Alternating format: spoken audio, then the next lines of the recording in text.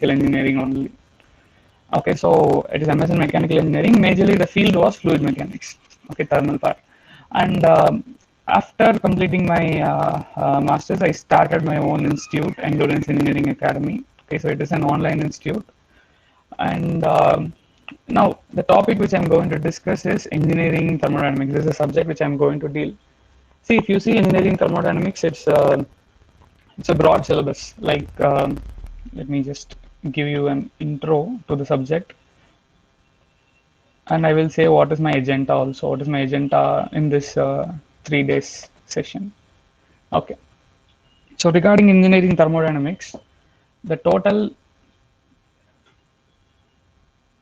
Okay. So regarding engineering thermodynamics, if you like, what I will do first, let me explain something. Then I will see the chats. If you have any doubts, you can comment there.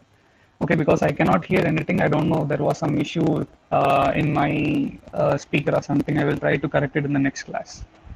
Okay, right. So first, with respect to engineering thermodynamics, we have to start with introduction. Okay, so in introduction, I will be explaining about what is mean by thermodynamics and what is the basic what I could say, what is the use of studying thermodynamics, where we will be using it, and all those things. Then I will be giving a difference between systems, surroundings, systems, surrounding, boundary. Okay, so almost these three things you might have already heard about because you are in your engineering studies, so already you might have heard about. But I will be giving you somewhat more details about the surrounding and system with some examples.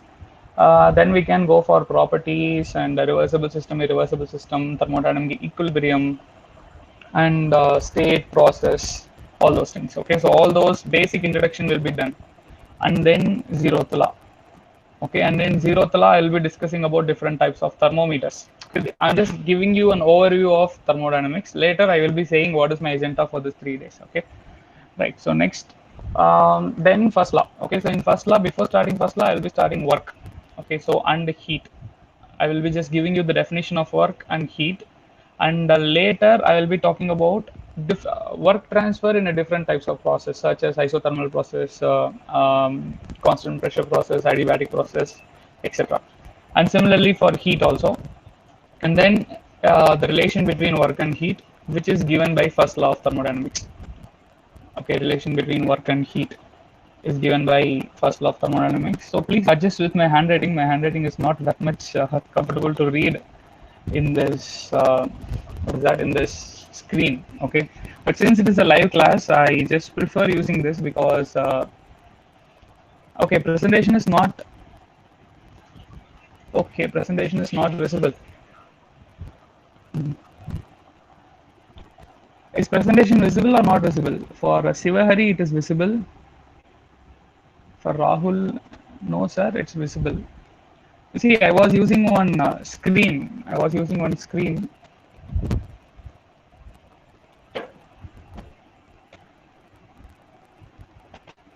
I was using one screen. I hope that screen is visible to you, right? Yeah, visible, visible. Okay, okay, fine.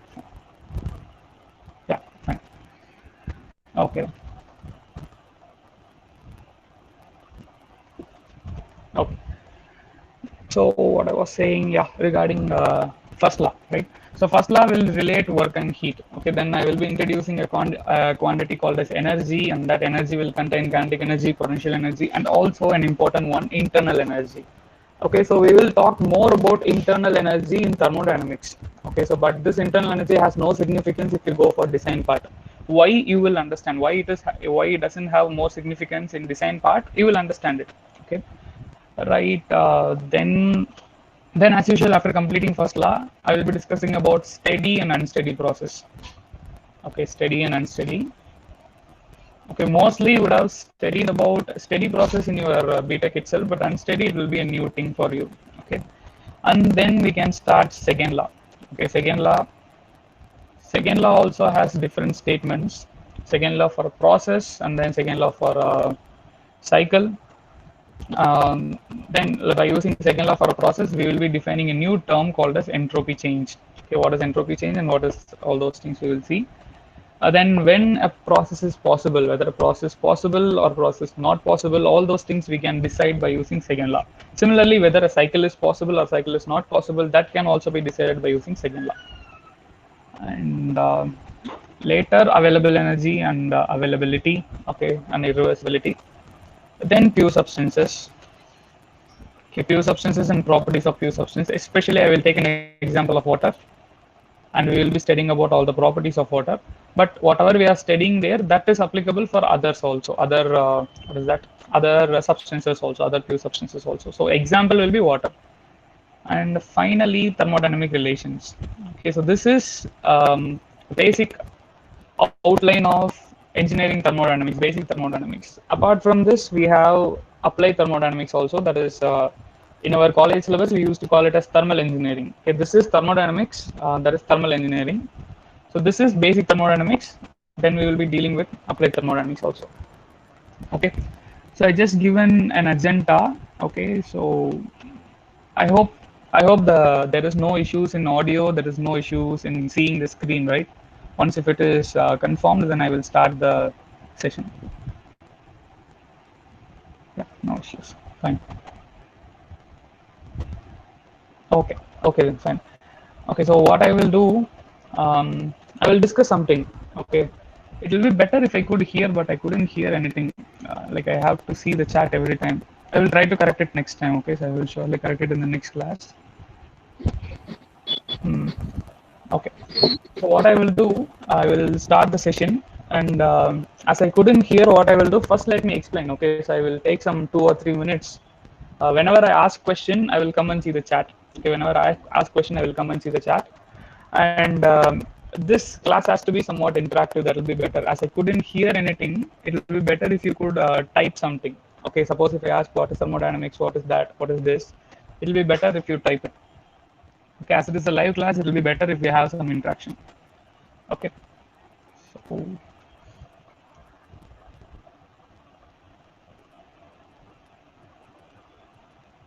okay.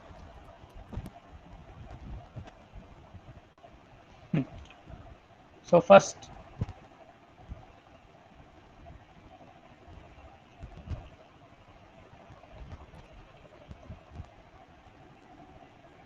what is thermodynamics? So first, I will take some 1 hour. Okay, so I will just give you the basic introduction. Okay, since I am not having that much enough time, so I can handle only 3 classes. So in these 3 classes, I was preferred to take some introduction. So first, I will be giving you some introduction for first 1 hour. Then I will go for work. Okay, then I will go for heat and the comparison of this to first law. And first law is going to be very important for GATE exam. Okay, so there is going to be one question possibility from first law. Okay, and if time permits, I will discuss about steady and unsteady also. Okay, this is the agenda for my 3 classes. Okay, right. Hmm. So first, what is mean by thermodynamics? Any answers? I just need some answer. Okay, that will be better if you could type something. Yeah. Any answers from your side? Generally, what is a thermodynamics? A very simple question, right? So, which year are you in, second year or third year? Majority of the students, low grade into high grade energy. Okay. Devendra Prabhu. Okay, fine. Any other answers? Study about heat. It's process which deals thermal heat plus motion of heat, motion in equilibrium. Fine. Okay. Fine. Okay, so your answers are there. I could read it. Yeah, somewhat. Almost all the answers are somewhat relatable. It's a branch of physics which deals with energy and work of a system. Hmm. Okay, fine. Study of relationship between heat and energy. Heat and energy. Okay, what heat and energy? Okay, fine. Let me. I guess that will be enough. I could read all the comments. Almost all the comments are right. Heat, energy, work. These are the 3 statements which we use to see in thermodynamics, right? So these are the three statements which you used to see. So first, let me define it somewhat properly. That high grade and low grade energy to high grade energy, it is somewhat acceptable one, but that is not exact definition for thermodynamics. It is what I could say. It is the purpose of thermodynamics. See, if you see thermodynamics, we can classify it into, we can split this word into two. Okay, one is thermo, and another one is dynamics. So from this word thermo, what we are able to identify. So it's a very, very general statement. Even if you ask to a child, he could say that thermo, something it's related to heat. Something it is related to heat. I don't know what, but it is something related to heat. And dynamics. So if you ask to a school level grade student like 10th standard or 9th standard, he will know what is meant by dynamics. Dynamics is related to motion, some kind of motion. Okay, dynamics means motion. Okay, and thermo means it is something related to heat. If I want to do a motion, okay, so if I want to do a motion, just imagine if I need to move, a person is there, okay, a person is there. If this person has to move some distance, then this person should possess some power, okay, or in other sense, he needs to do some work for moving some distance, right? So for a motion to happen, okay, for a motion to happen, we need power, which indirectly means that we need to do some work per some time. Okay, so the rate of change of work is nothing but power, right? So for doing work, sorry, for doing motion, we need to do some work also. So clearly from the name itself, we could identify two terms. One is heat, and another one is work. So generally, heat will be represented with Q, and work will be represented with W. Okay, but these terms are somewhat what I could say, not exact terms. I will be saying you the reason later. Heat and work is not exact term, but for now we can define it like that. Okay, so heat and work. So from the name itself, we can identify it. So it's simply a relationship, or a thermodynamics is a study which we are going to do between these two. A study which we are going to do between these two, and by doing so, we are going to compare all the properties. We are going to study about all the properties, and we are going to what I could say, compare these two. Okay, so heat and work. And majorly, if you think about thermodynamics, we need to have some aim, right? Our ultimate aim is to convert this heat into work. Is to convert this heat into work. So thermodynamics is a study where we are going to study about the properties of a system and the transformation of heat into work, or we will be studying only about heat or only about work or transformation of heat into work. Okay, what is meant by property? I will give you the definition later. Okay, so ultimate aim, okay, ultimate aim of thermodynamics is conversion from heat into work. See, in general, the word heat is not desirable to be used. We can say that it is unorganized form of energy or disorganized form of energy. So more correct word was disorganized. Okay, it is disorganized form of energy converted into organized form of energy. Okay, so the main aim of thermodynamics is to convert this disorganized form into organized form. Why I am saying it is disorganized form? Okay, why I am saying it is disorganized form? There is a reason. Listen, listen. Suppose, suppose I take, um, suppose I take some wood. Okay, so this is wood, and I am burning it. Okay, I'm just burning it. I will be getting heat, right? I will be getting heat. But what is the use? What is the use of this heat? Can I use it directly? Can I use it directly for something? No, nothing. Nowhere. I cannot. But if I able to convert this, okay, just think about this. If I able to convert this wood into some form of work, for example, steam engines. Okay, in steam engines, what actually I'm doing, I'm just using this heat energy only. I'm using the heat energy for running an engine, which indirectly means I'm converting this heat into work. And due to conversion of heat into work, I can run an engine. Okay, so I can run a vehicle. So the aim here is to convert this disorganized form. Heat is the disorganized form into an organized form, that is work. By doing so, I can get something which is useful for me. Okay, in this case, in case of steam engines, I'm going to get some motion. Okay, by installing that steam engine in some vehicle, I could use it. Okay, so by conversion of heat engine, sorry, by conversion of heat energy into work, I can do some useful things. Okay, so that will be our ultimate aim. Overall, if you see thermodynamics, that's going to be our ultimate aim. This heat can also be called as low grade energy. Okay, so why it is low grade energy? All those things, it will be better if I discuss in available energy concept. Okay, and similarly, this work is high grade energy. Or else, from this perspective itself, from this example itself, we can say why it is low grade energy, why it is high grade energy. As you could see here, this heat which is produced in the wood, I cannot directly use it. I cannot directly use it for anything. But once if I convert it into work, I can use it, right? So this is low grade since the significance of heat is very, very less. But the same energy, if I convert it into work, its significance will be more. So this is high grade, this is low grade. Okay. So simply what are the things? Q. Okay, once again, was there any doubts? No. Okay. So heat is low grade energy. I can call it as low grade energy. I can call it as disorganized form of energy. And similarly, work. Okay, I can call it as high grade energy or organized form of energy.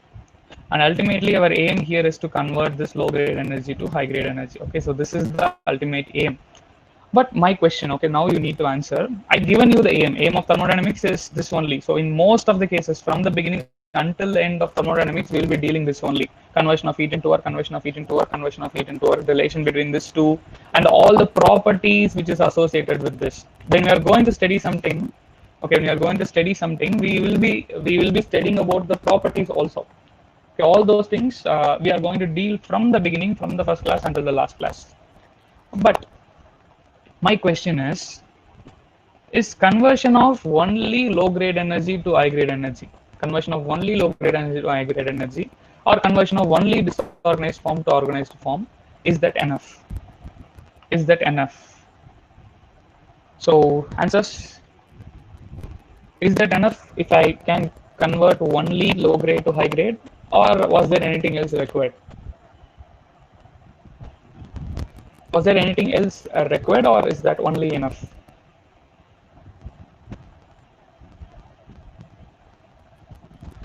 Yes, any answers?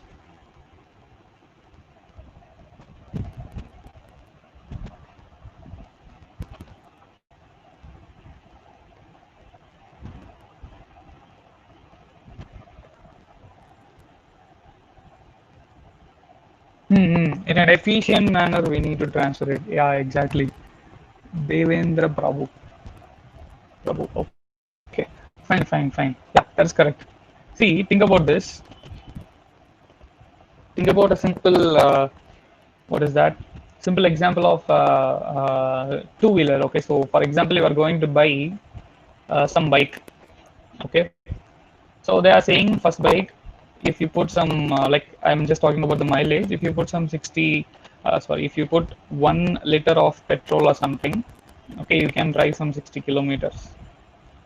Okay, and if you are going to in the second model of bike, if you put 1 liter of petrol, you can able to drive some 50 kilometers. And similarly, third, 1 liter of petrol, you can drive some 40 kilometers. Okay, fine, that is fine. Now the question is, um, in all these three cases, what I was doing was I was converting heat into work only. So, but in general, what actually totally is happening, initially it was in form of chemical energy. Okay, so petrol was in form of chemical energy. That I will be converting into heat energy by combustion. Then I will be converting into work, okay, by running an engine. Okay, so we are focusing on this part. Okay, so by using 1 liter, okay, by using 1 liter of petrol, for the first vehicle I could run 60 kilometers. Okay, similarly for 1 liter I could run 50 kilometers, and the second I could run for 40 kilometers. So out of this three, we know very clearly that this first vehicle is more efficient, right? All this three is doing the same thing. All the three is doing the same thing. It's converting heat into work. All the three is doing the same thing. It's converting heat into work. But which one is more efficient? Obviously, the first one, the first vehicle, right? So it can convert 1 liter of some 1 liter of petrol into 60 kilometer means the work which is the conversion which is happening here was more efficient.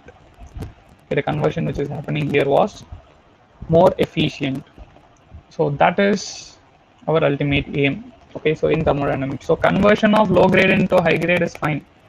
Okay, that is fine. Let me write it separately.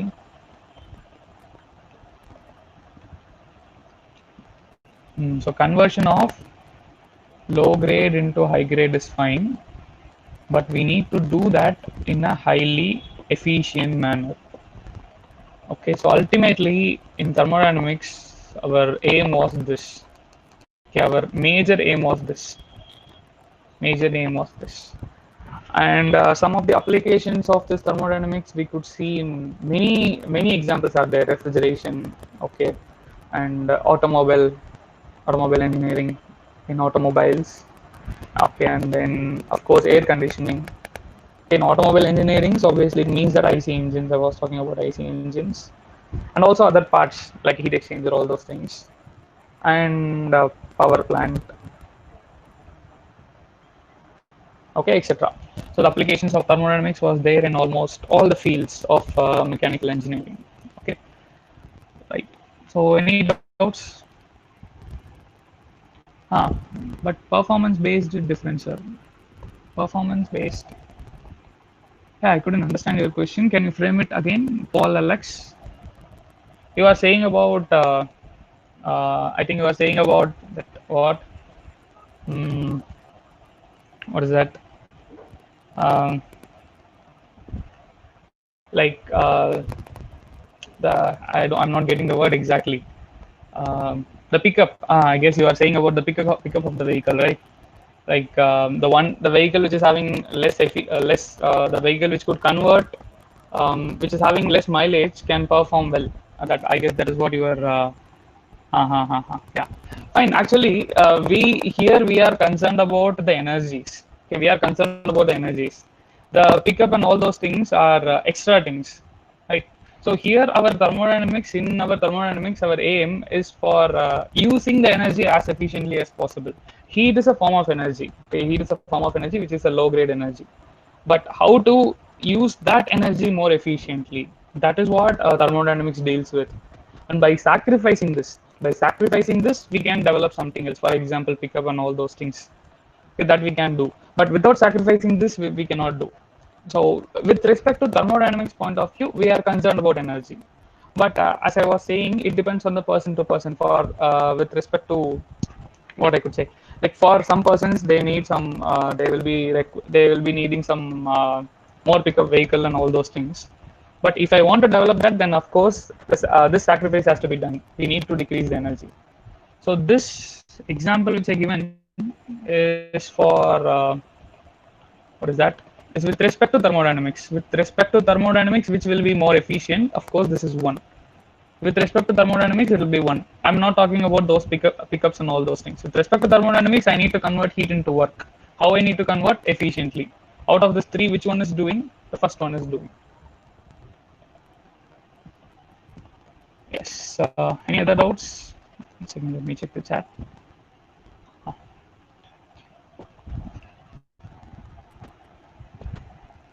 Yes. Any other doubts?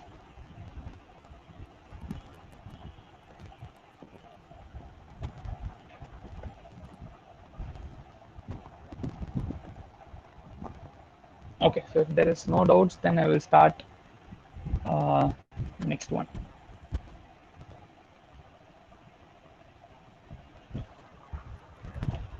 Okay. So again, as usual, I just want to ask some question. System, surrounding, and universe. Okay, these are the three basic things again which we are going to define here. So first, what is mean by a system? See, I'm not going to spend more time on this because I just want to move on to first learn all those things. So I will try to cover it as fast as possible. Okay, so as soon as possible. So first, system. Okay, system is something where our complete study is focused. What does it mean? This I will just give you one example so that will be easy. Okay, so imagine a car. Okay, imagine a car. Car contains different parts, right? It contains engine, transmission system, like what is that? Mm, wheels and etc. I'm not going to list out all the parts. So it contains many things. It contains many parts. Now, if you are going to do some analysis on this car, instead of focusing on the total car, if you focus only on the IC engine, if you focus only, for example, I'm taking the cylinder. Okay, I'm taking the cylinder of the IC engine and I'm focusing only on this. I'm focusing only on this. Only on this means I'm going to study about how heat enters here, what is the work this piston is doing, all those things. Okay, I'm going to study only on this IC engine. Then this IC engine will be my system. Okay, even though the car, like even though in car there will be some, like for example in differentials also there is going to be some motion. Okay, but I'm not going to worry about all those things. I am going to focus only on IC engine. Okay, then this will be my system. Okay, this is going to act as my system. Okay, then what will be my surroundings? What will be my surroundings? General definition. Okay, I will give you the general definition. Or else first let me ask you the question: what is surrounding? What is surrounding? Outside the system is surrounding. Outside the system is surrounding. Any other answers? What is the surrounding? What is the surrounding? So is everyone accepting outside the system is surrounding? But it is not completely correct. Okay. So anything which is external to the system, anything which is external to the system is not surrounding. Okay, anything external to the system is not surrounding. Just listen to me properly. Okay, anything external to the system is not surrounding. Surrounding is something. Okay, surrounding is something where this interaction of system should happen. Okay, the system should interact with the surrounding. If there is no interaction, okay, let me give you one example. Hmm. See, think about this. There is a person. Okay, there is a person who is standing here. I am just burning something. Okay, I'm just burning. You can imagine there is a wood. I'm just burning it. Now, if I assume that this is the system, okay, if I assume that this is the system, then, excuse me.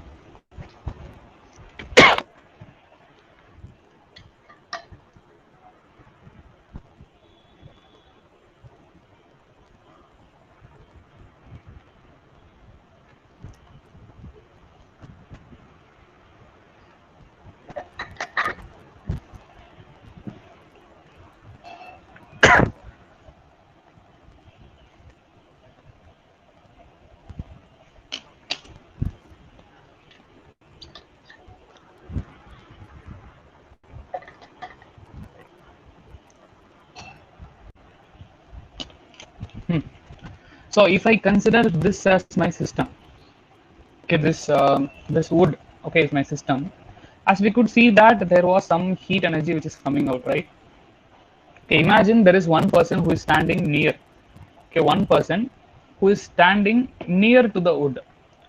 Okay, there was another person who is standing some 2 kilometers away. Okay, 2 kilometers away from this wood. So, like, let me take this person is A and this person is B. Okay, so who can I treat as a surrounding? This person B is not a surrounding. Person A is surrounding because between this person A and B, there was some interaction happening. For example, this heat, okay, which is rejected by the wood, can be felt by this person.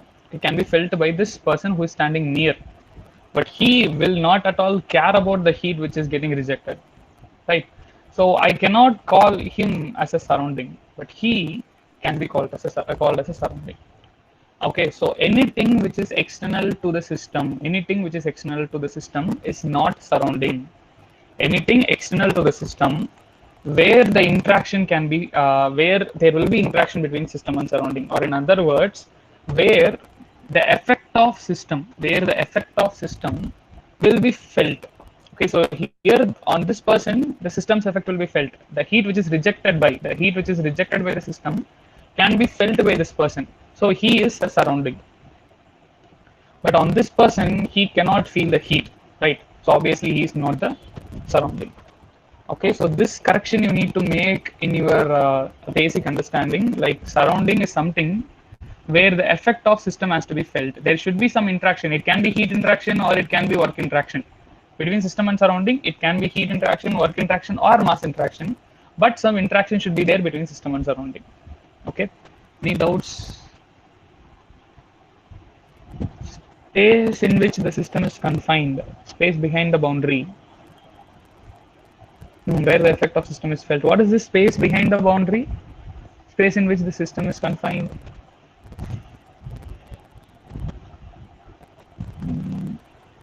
Right. I'm not sure what is this question. Surrounding system and surrounding separated by the boundary. Yeah, that I will be talking. That I will be talking about it. About the boundaries, I will talk about. I will talk about that. Space in which the system is confined. Space in which the system is confined. I don't think it is a surrounding. Okay, like surrounding is something which is external to the system. Okay, which is external to the system, but not all the things. Okay, not all the things which is external to the system. The things which is external to the system, where we can feel the effect, where interaction will happen. Okay, only that is surroundings. Okay, system and surrounding regarding the boundary, I will talk about it now. Yeah.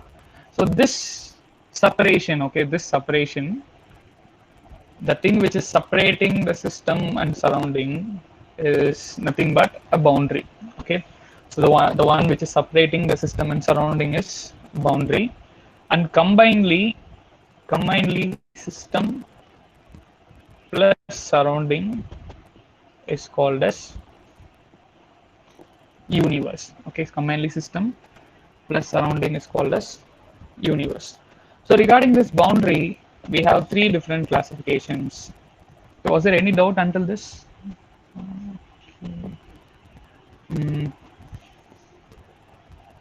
Okay, let me finish that surround boundary also, then I will come for doubts. So if you think about boundary, there are three different types of boundary. Okay, so first one is a rigid boundary or a fixed boundary. Okay, suppose I'm considering a confined, a rigid container. You think about a rigid container which is closed on all the sides. Just imagine a cube. Okay, just imagine a cube which is closed. Okay, which is closed in all the sides. Inside the cube, I'm storing some. Inside the cube, I'm storing some gas or something. Okay, and let me consider this as my system. Okay, I'm just showing you this as my system. Inside this blue color dot, okay, that is my system. Okay, and outside this is my surrounding. And as you could see in this case, system and surroundings are separated by a rigid boundary, right? A boundary which cannot move, or fixed boundary. Okay, boundary which is not able to move, it is fixed, it is rigid. So those types of boundaries are called as rigid boundary or fixed boundary. Now next, imagine a piston cylinder arrangement. Okay, so in thermodynamics we'll be talking about this piston cylinder arrangement regularly. Okay, mostly we will use this term, piston cylinder arrangement. So imagine this piston cylinder arrangement. Okay, so if I consider a gas inside this piston cylinder arrangement as my system, gas this as my system, then you could see, like for example, I'm supplying some heat. Okay, for example, like I'm supplying some heat. What will happen? This piston will get displaced. This piston will get displaced by some amount, and it will reach somewhere else. For example, it's getting displaced and it is reaching here. Okay, now my new boundary will be this. Okay, this will be my new boundary. Okay, this will be my new boundary. So the boundaries are displacing. Okay, so initially the boundary was this blue color one. Okay, this one is my boundary. Now my new boundary was this one. Okay, So the boundaries are flexible or the boundaries are getting displaced. So this is flexible boundary, or I can say that it is movable boundary. Okay, flexible or movable boundary. And finally, um, think about this. Just consider a pipe, okay, a large pipe. So where I am defining my system like this, okay, this is my system. I'm just saying that this is my system. Okay, this is my system. Now in this case, as you could see, over the circumference of the pipe, okay, this is a pipe. This is pipe.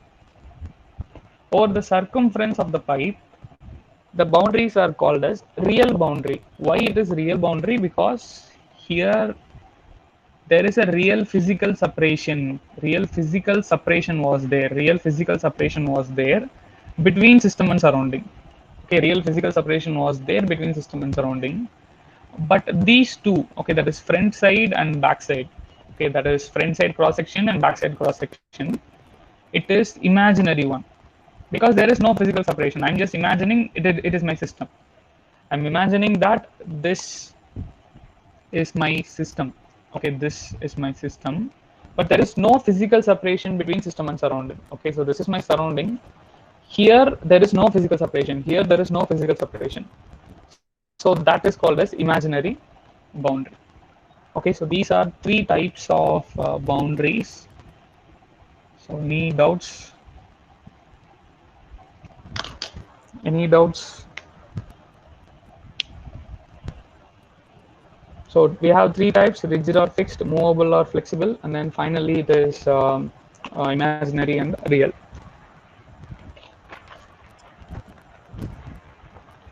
So yeah, next I will classify the types of system. So if there is no doubt, then I will proceed. Okay, fine. Fine.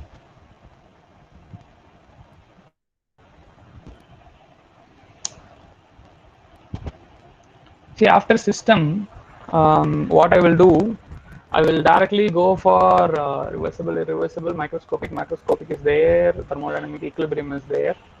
Mm, yeah. So I will define properties. Okay, I will define properties. Or even properties are also not needed, because I just want to give you the most important part. Okay, most important part, that is first law and all those things. Okay, right. Let me see. Let me see. First, let me complete this. Then I will see. Okay. So first, system. So in case of system, we can classify into three different types. Okay, the first one is hmm, the first one is open system. Okay, first one is open system. See, this is a very simple example. Just open system is a system where energy transfer will also happen, mass transfer will also happen. Here, energy transfer indicates I'm talking about heat and work. See, there are two types of energies. If you take energies, there are two types of energy. One is energy in transit, and another one is energy which is not going to move. I can say that it is stored form of energy. Okay. So in thermodynamics, the two energies which is going to be in transit was heat and work. Okay, all the other energies which we are going to study was stored energy. What is stored energy? I will be explaining to you when I was starting. What is that? When I was starting first law. Okay. So now energies in transit involves heat and work. Okay, and that is the energies which has significance only when it is transferring. And then mass transfer. Mass transfer means obviously we know some gases transferring, something like that. So open system is nothing but a system where both energy and mass can transfer. You can take the simple example which I already given, the example of pipe. See here, sorry.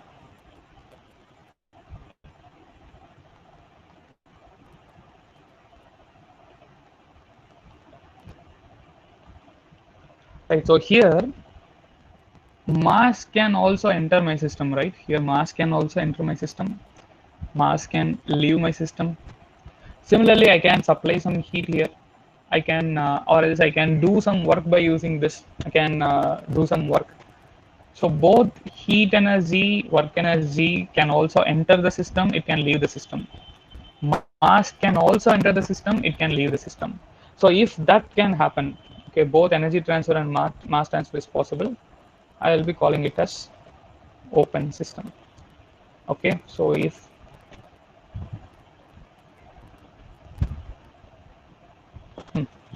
so, then I will be calling it as open system. Some examples are turbines. Okay, some again compressors. Okay, nozzles, and here this flow through pipes, all those things. And then closed system. What is this closed system? So in case of closed system, there will be only energy transfer. Mass transfer won't happen. Energy transfer includes again heat and work. Okay, and the examples, simple one. Consider the rigid container which I already taken. Okay, a rigid container where heat can enter inside, but mass cannot. Okay, and think about piston cylinder arrangement. Okay, think about piston cylinder arrangement without valves. Okay, so here there is no valve. That is very important. There is no valves. Okay, there is no valves. So since there is no valves, the mass cannot enter here. Mass cannot enter here. Mass cannot leave. Okay, so there is no valve. Okay, so without valve, piston cylinder arrangement without valve, mass cannot enter, mass cannot leave, but heat can enter. Work also can be done. So work can be done by using this piston. Heat can enter the system or heat can leave the system. Okay, that can happen. Okay, and the next one, see, what about this example? If it has valves, what will happen? If it has valves, then if it has valves, mass can enter, mass can leave also. Okay, mass can enter, mass can leave also. Then it will become open system. Okay, so for an open system, you can add that example also: piston cylinder arrangement with valves. Okay, with valves will be an example for open system. Without valves will be an example for closed system where only energy transfer happens. Now, the third one is isolated system. Okay, so in reality, there is nothing called as isolated system in reality, but we are just defining it. What I could say, just a hypothetical one. Nearly isolated system is there. Nearly isolated system is there, but exact isolated system is not there. Nearly isolated system, you can take a completely insulated, okay, completely insulated flask or something. Okay, just think about the flask which we used to use. A completely insulated flask. Okay, so just you are storing some water inside it. You are storing some water inside it. I'm not taking the water outside, and I'm not pouring the water inside. The water remains same, and as it is completely insulated, there is no heat transfer also. Yeah, and it is completely insulated. There is no work transfer also. This is nearly isolated. Okay, this is nearly isolated, but it is not exactly isolated because there will be some small amount of heat transfer. Some small heat transfer will always be happening, even in the insulated flask also. Okay, because if there is no heat transfer, then why the temperature is decreasing? Why the temperature is decreasing? Okay, so temperature will decrease, but the decrease in the temperature will happen very slowly. Okay, so we can consider this to be nearly isolated, but not exactly isolated. Okay, one thing we can treat as an isolated system. See, listen. Mm, see, system. Okay, surrounding. Okay, as I said, systems and surrounding, between system and surrounding, there should be some heat interaction or some interaction should be there, heat interaction, mass interaction, or some form of energy interaction.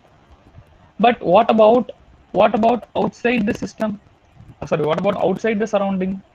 Interaction will happen between system and surrounding. Okay, between system and surrounding, interaction will happen. Heat transfer can happen, mass transfer can happen, work transfer can happen. But what about outside the surrounding and inside the surrounding? Will there be any interactions? So there is not going to be any interaction inside the surrounding, outside the surrounding. Okay, so I can treat this total. Okay, there is my system plus surrounding, that is the universe, as an isolated system. See, listen carefully. Inside a system and surrounding, interaction can happen. Here, interactions will happen.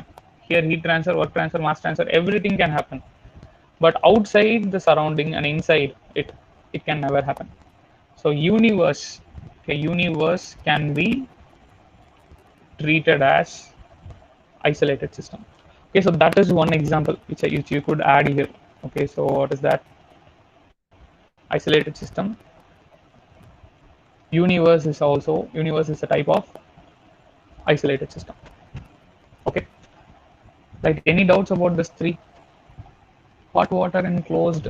One second. Hot water enclosed vessel. Yeah, hot water enclosed vessel. You can treat it as a closed system. I couldn't see your message in between. Okay, nice engine compression power stroke is a closed system. Compression power stroke is a closed system because we are closing the valves. Okay, so then because of that, it is a closed system. Yeah. A suction and exhaust is an open system. It is correct. Yeah, yeah, it is correct because we will be opening the valve during that time, so that you can treat it to be open system when we are opening the valves. So when we are closing the valve, only compression, only power stroke happening. Then it will act as a closed system where mass transfer doesn't happen. Yes, yes, yes. So when I was explaining, I couldn't see your doubts. Okay, so that's why I'm just giving some time after explaining. As I couldn't hear you, so there is no possibility for seeing the doubts in between. Yes. Any other doubts? Hot water in a closed vessel. That is a closed system only. Okay, if you are closing it completely and then you are not allowing mass to enter inside, mass to go outside, then it is a closed system. Yes. Any doubts? Any other doubts? So what I will do, microscopic properties are there. So what I'm thinking is, as you know that, as I already said, that I am available only for 3 classes. So I just want to cover some important topics. I just given you a basic introduction, then microscopic, macroscopic approach, reversible, irreversible process, about thermodynamics, what is that? Thermodynamic equilibrium, all those things I'm not going to talk here. Okay, let me go for work. Okay, I will define work, and then I will go for different types of works, and then I will go for first law. Okay. So was there any doubts until now?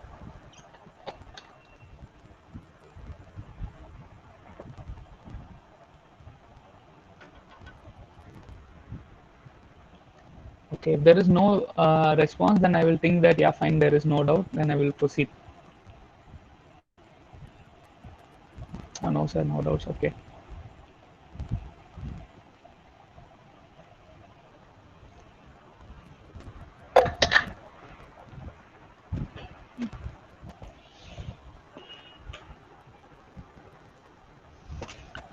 Right. So what I will do, let me go for work and I will define work. See, regarding state properties and also that, yeah, the important points with respect to properties, all those things, I made a separate video. Okay, so the video was available in my YouTube channel. You can just go and see there. Okay, so Entrance Engineering Academy. So if you go over to the YouTube channel, you will be getting to know about that. Okay, so the basic introduction, state properties, and all those things I'm not introducing now. Okay, I will go for the important part, that is work done. Okay, even zeroth law also I'm not introducing now. Okay, zeroth law is very simple. If you read it from the book, you will understand. Or anyways, the left out part, okay, whatever I'm leaving, that will be covered by other faculties, right?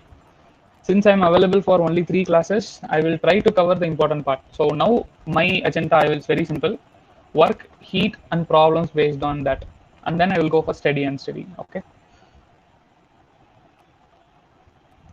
fine. So if you want to know that basic things, then you can just refer that YouTube channel. Fine. Hmm. Okay, what is mean by work?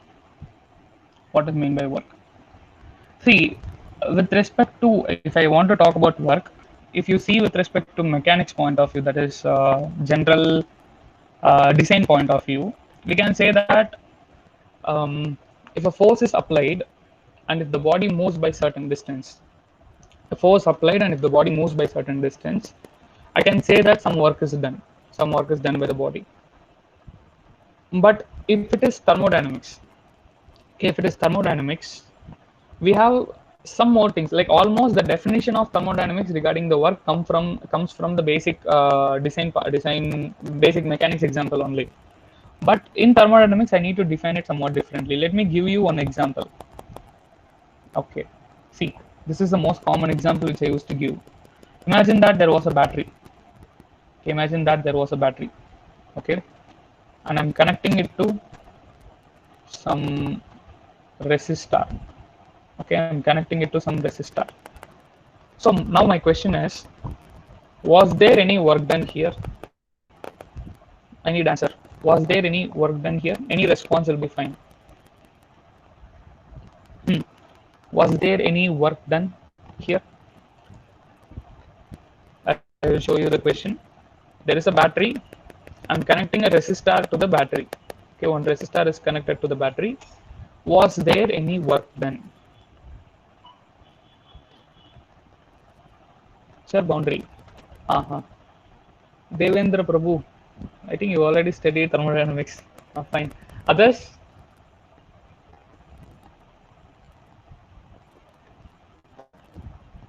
Others? Yes, there was. Then I think work was done.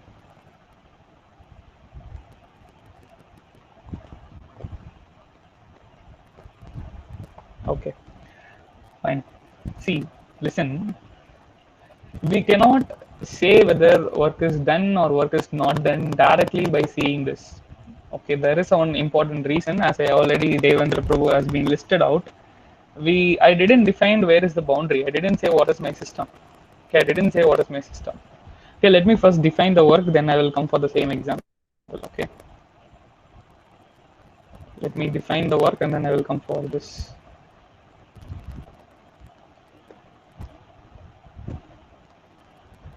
See, consider um,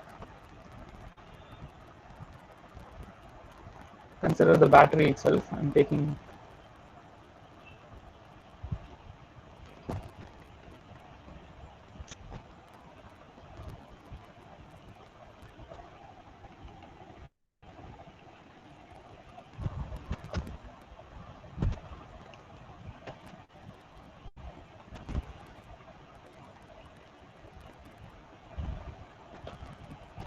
Once again.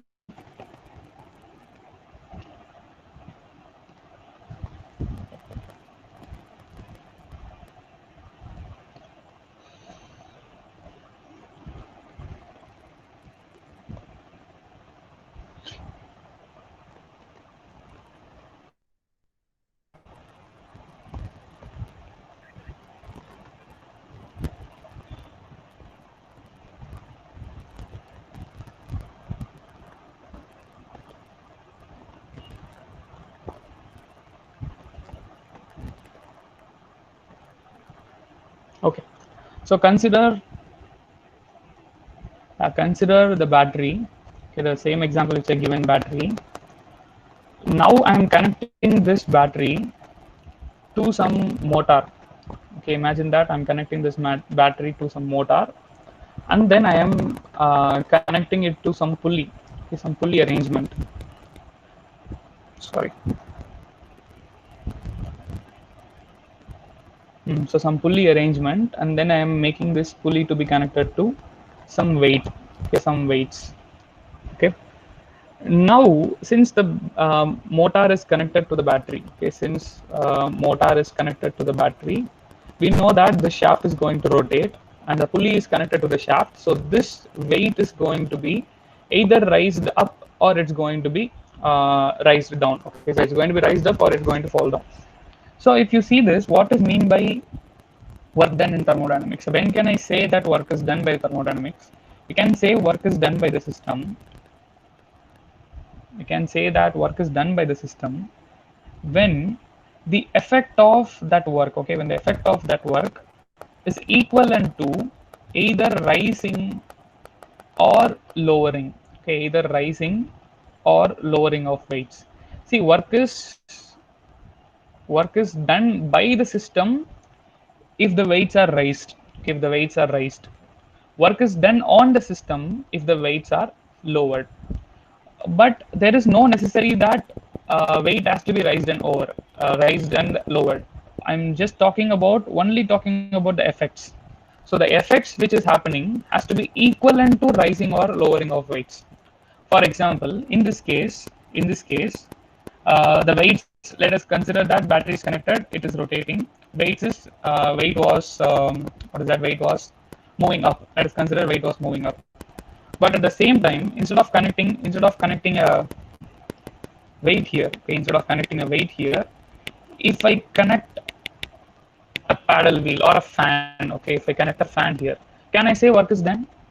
Yes, here also work is done because this equivalent rotation of fan, okay, this equivalent rotation of fan, that can be equated to rising of weight. Okay, that can be equated to rising of weight. So even there is no necessary that the weight has to be raised or the weight has to be lowered. The only thing is the effect has to be equivalent to rising or lowering. If the effect is equivalent to rising of weight, then I can say that work is done by the system. If the effect equal to lowering of weight, then I will say that work is done on the system. See, still my statement is not complete. Why? Because, wait, let me clarify it. Suppose I'm connecting a pulley only, and then there was some weights. If I consider this total as my system, okay, if I consider this total as my system, that is, this is my boundary. Inside everything, whatever there inside the thing was system. Then inside my system, weights are moving up and weights are lowering down. But there was no interaction which is happening with surrounding, right? There is no interaction which is happening with surrounding. Okay. So if the work doesn't cross the boundary, okay, if the work doesn't cross the boundary, then I cannot say that work is done. So in this case, in this example, where I'm considering this total as my system, okay, where I'm considering this total as my system, there is no work done. So even though weights are raised or weights are lowered, okay, weights are raised or weights are lowered, here there is no work done. The reason is the work done is not crossing the boundary. Okay, the work done has to cross the boundary. Let me just extend this example a bit more.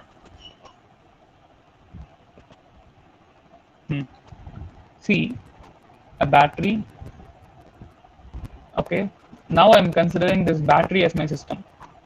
Okay, now I'm considering this battery as my system, and the same arrangement I'm connecting it to a motor, and then I'm connecting it to a pulley.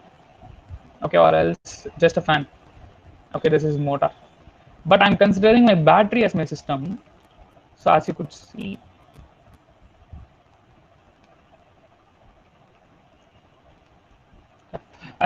here, electrons are crossing the boundaries. So electrons are crossing the boundaries, so it is called as electric work. Okay, here the work is done, electric work, and that is equivalent to rising or lowering of weights. Okay, weights are either raised or lowered. And if suppose I'm just placing a resistor here. Okay, I'm just placing a resistor here. Still, work is said to be done because still electrons are crossing the boundaries because I fixed the boundary. I fixed the boundary clearly, so the electrons are crossing the boundaries. So still the work is said to be done only because there is no necessary for weight has to be lowered down or it has to be moved up. The equivalent effect of that should be lowering the weight or moving the weight up. So here, even the electrons are crossing the boundary and it is passing through the resistor, right? Still work is done. Okay, still work is done only. Okay, so overall, the statement is very simple. Work is said to be done in thermodynamics when the weights are lowered or it is raised. Okay, I will say that work is done by the system when the weights are raised, and work is said to be done on the system when the weights are lowered. Okay, now, um, but the actual weights may not be raised. Okay, the weight may be raised or weight may not be raised, but the equivalent effect should be rising of weight or lowering of weight. As in this example, electrons are just crossing the boundary, so it is an electric work. For example, in this example, same example only, I'm extending it.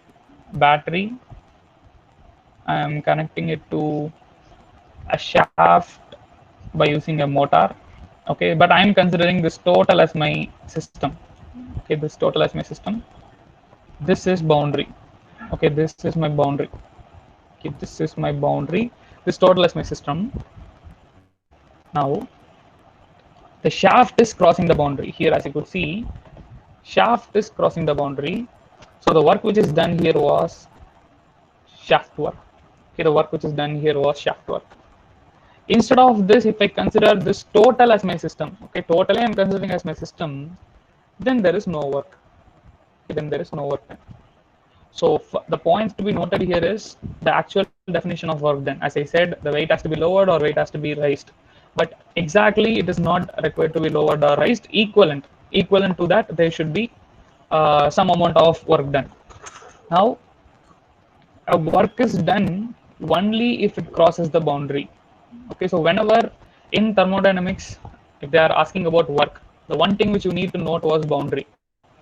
The one thing which you note was boundary. Where is the boundary? You need to check. Based on that boundary only, I can define the work. If the work crosses the boundary, then I can say that work is done. If work doesn't cross the boundary, then I cannot say that. Then there is no work done. Okay. Any doubts? Yeah. Now you can comment.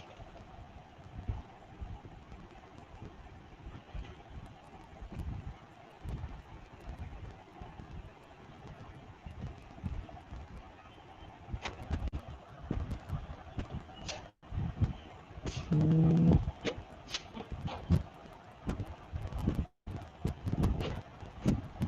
sir, understood. Okay.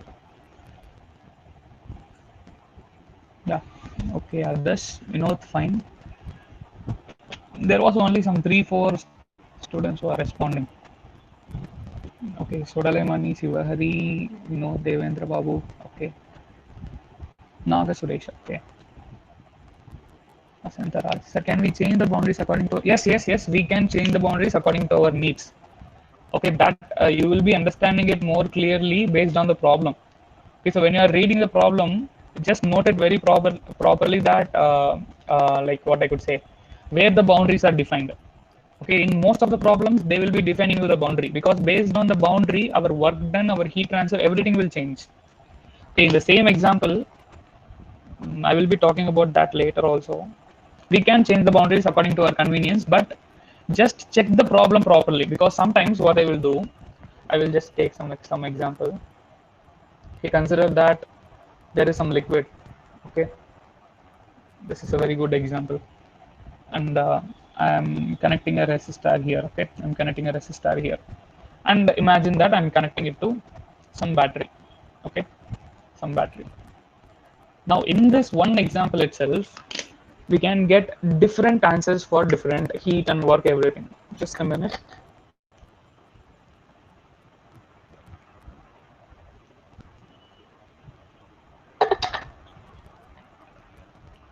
Hmm. Suppose if I consider this is my system, okay, if I consider this is my system, then there will be electric work. Okay, so which means system is doing some work. Okay, fine, some electric work is there. Now consider this. Just a minute. Yeah, consider this. This as my system. This some gas. Okay, some gas. This as my system. If I consider this as my system, then what is happening? Here also electrons. Okay, here also electrons are crossing the boundary. So some electric work is there. Fine, some electric work is there. Okay. What about heat transfer? What about heat transfer? Due to the current which is flowing through this resistor, okay, due to this the current which is flowing through this resistor, there is going to be some heat which is generated, right? Some heat which is generated. Just a minute, I will show this better. Yeah.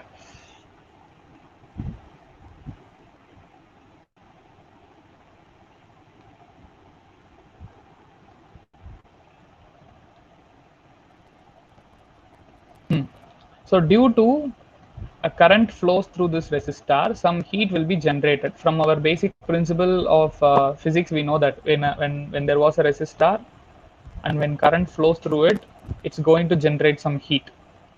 Okay, it's going to generate some heat, but but the heat is generated within the system. The heat is generated within the system because here this resistor also included in our system. Okay, the resistor also included in our system. So then what will be my heat now? What will be my heat now? Any answers? What will be my heat now? Heat is generated, that is correct. Heat is generated, that is correct. But I'm including resistor also inside my system. This is my boundary, okay? This is my boundary. Electrons are crossing the boundary. So the resistor is also included in my system. So what will be my, what is that? What will be heat transfer in this case? See, in this case, heat transfer will be zero. There is no heat transfer. The heat is generated, that is correct. Heat is generated, that is correct. But here the resistor is also included in my system. Okay, resistor is also included in my system. So I cannot, what I could say, I cannot include that heat. The heat transfer was happening inside my system. The heat is not exchanging between the surrounding, right?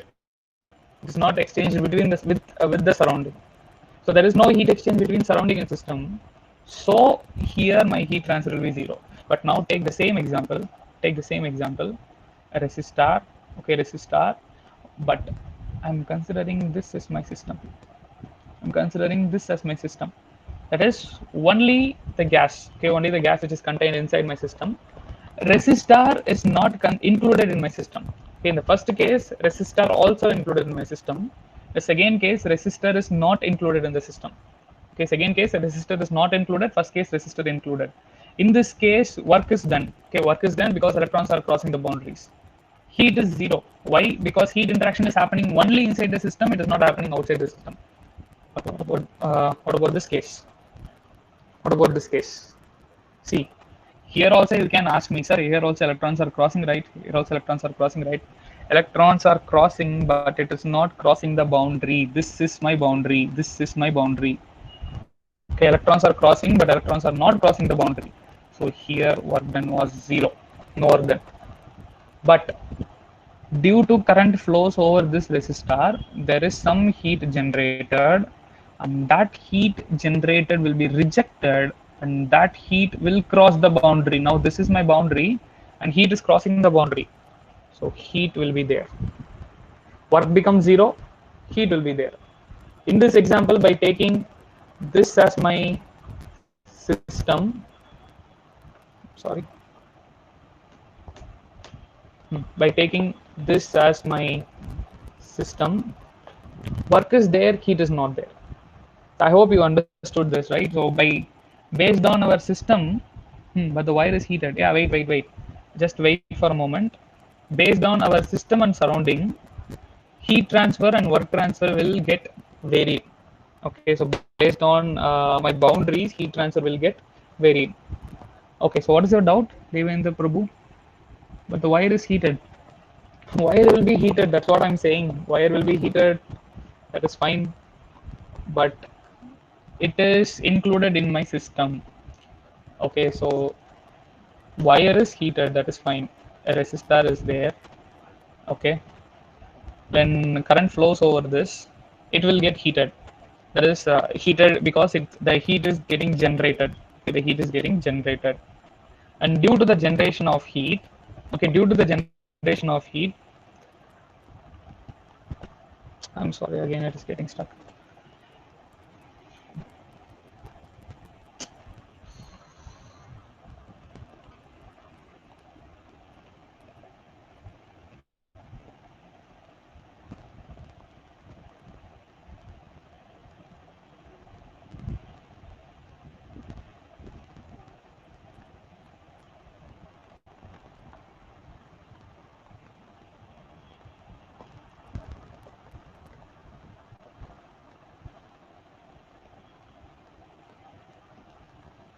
Okay, let me write it here again. Okay, see, that is correct. Whatever you said, the resistor will get heated. That is fine, but it like wait. It will get heated, it will reject heat. That is correct. It will get heated, it will reject heat. Why it is getting heated? Because heat is getting generated due to the current which is transferring. Okay, but if I treat this total as my system, think about this. If I treat totally as my system, heat transfer was happening within the system. The heat transfer is not crossing the boundary. Only electrons are crossing the boundary. But if I treat this as my system, okay, so I'm not drawing it fully again. If I treat this as my system, only the gas as my system, only the gas which is contained as my system. Now the heat will be transferred. Heat will be transferred. There will be crossover of heat over the boundary. The boundary is going to cross the boundary. Okay, so that is why here heat was there. Heat transfer will be included. Here heat transfer will not be included. Both work and heat. The property is it has to cross the boundary. It has to cross the boundary. Then only I can consider it to be heat transferred or work is transferred. So here heat transfer is not there. Work transfer is there. Here heat transfer is there. Work transfer is not there. Yeah. Let me go for the doubts. Yes. Is your doubt clear?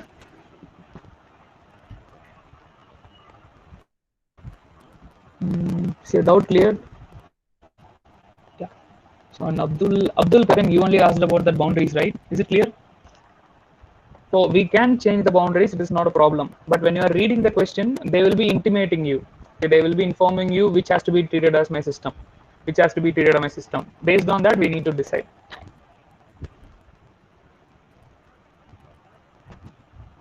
Okay, fine, fine.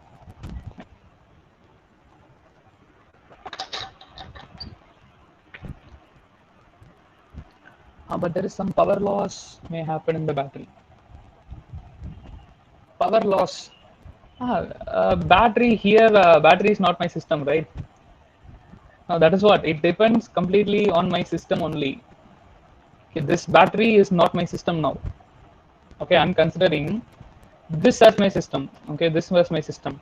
Only the thing which is crossing the boundary of my system will be considered as work, either done on the system or done by the system. Whatever happening in this battery, it's not treated, it's not going to be system, because it is happening only in surroundings. It is happening only in surrounding, only within the surrounding. It is not crossing the boundaries. So if you treat, wait, if you treat, I understood your question. The only thing is you didn't understood that my system is only this. My system is only this. That you need to understand. I will show you that example also. The power loss already shown only the same thing. Consider,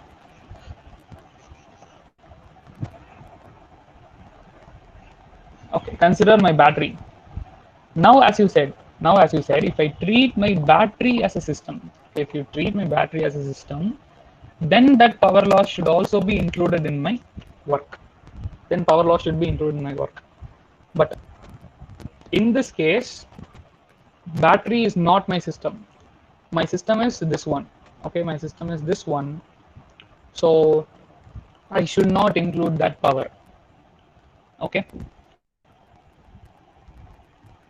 Okay. Days. Fine. Hmm. Okay. Any others? Any other doubts?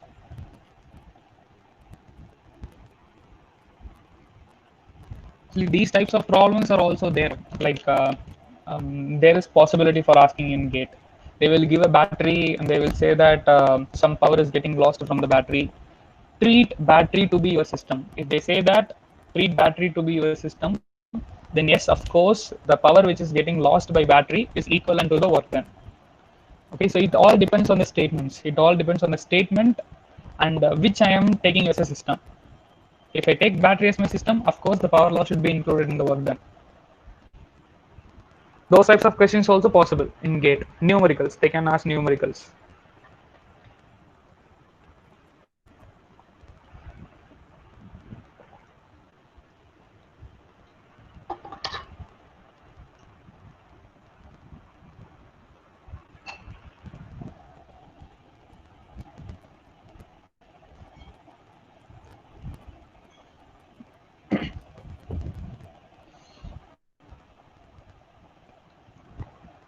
Okay.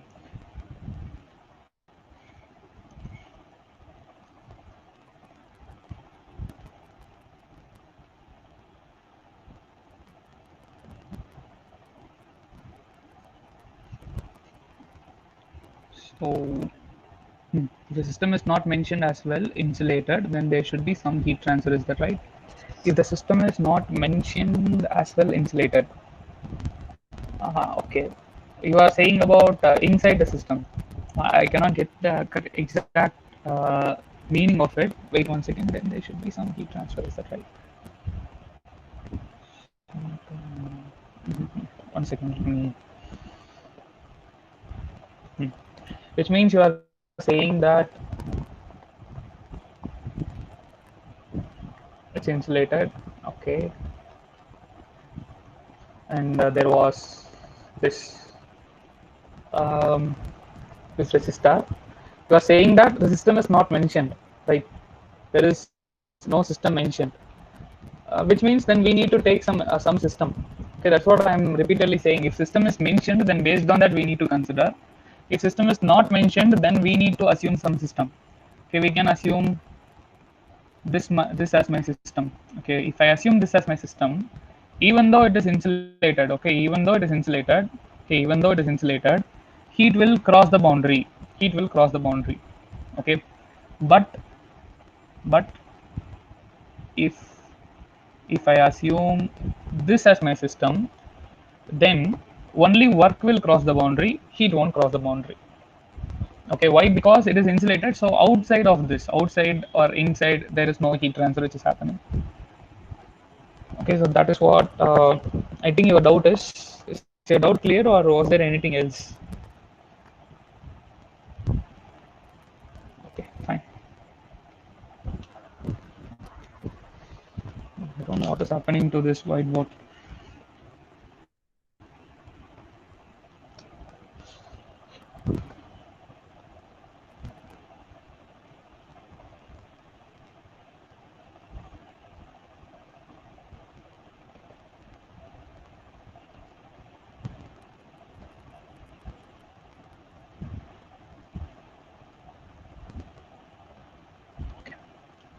Okay, right. So next we will discuss about closed system work. Okay, closed system work. Okay. See, what is this closed system work? See, we are only focusing on closed system now. Okay, we are not focusing on open system. This is closed system work, or it is also called as PDV work or displacement work. Okay, so consider there is a piston cylinder arrangement. Okay, so there is a piston also, and let us consider the pressure inside. There was some gas which is stored at some pressure, and this piston is getting displaced by a very small amount dx. Okay, by a very small amount dx, and let the cross section area be a. Now, like during a process, okay, we can consider during some process there was some small displacement of the piston. Now, if I want to find out during this small displacement of the piston, if I want to find out that small work done, see, generally work done will be represented with d dash w or delta w. That is small work done. Small work done will be represented with d dash w or delta w. Actual work done symbol, we can use it as W1 to 2 based on the process. Okay, based on the process W1 to 2, or simply we will use W, but this is not exactly correct. Okay, so W1 to 2 will be better. Okay, so due to this small displacement, there was some small work done. Okay, that small work done was delta W or D dash W. Okay, so delta W will be equal to generally what is work done? First, let me write that. Generally, work done is nothing but force into displacement, right? Force into displacement. And here force is nothing but this pressure which is acting over this area A. Okay, so force, generally pressure, force per unit area. So force will be equal to P into A. So this force I can write it as P into A into displacement. Very small displacement, the displacement was dx. And what is this A into dx? This A into dx is nothing but it is moving for this much amount, right? This total volume. Okay, area into length is nothing but volume. So this total volume, that I will take it as dV. Why I am taking it as dV? Because there was very small displacement, so the volume change will also be small. So change in volume dV. So P into dV. Okay, so this small work done. Okay, small work done during a small displacement dx is equal to PdV. Okay, so this is my closed system work or PdV work or displacement work. If I want to find out, for example, a process is happening from 1 to 2. Here I done a process for a very small displacement only, right? There is possibility that there will be state 1, a process happening and it is reaching this state. Okay, from here to here. Okay, let this be state 1 and then it's expanding and it is reaching here. Okay, let this be state 2. This is state 1. Okay, so when a process happens from 1 to 2, then what I need to do, the total work done during the process 1 to 2 will be equal to integration of PdV from 1 to 2. So process is happening from 1 until 2. Okay, right. Hmm. Now there are some assumptions which you need to remember. Okay, so what are those assumptions?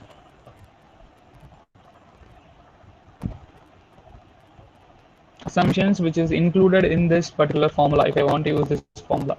First assumption is straightforward, it has to be a closed system. It has to be closed system.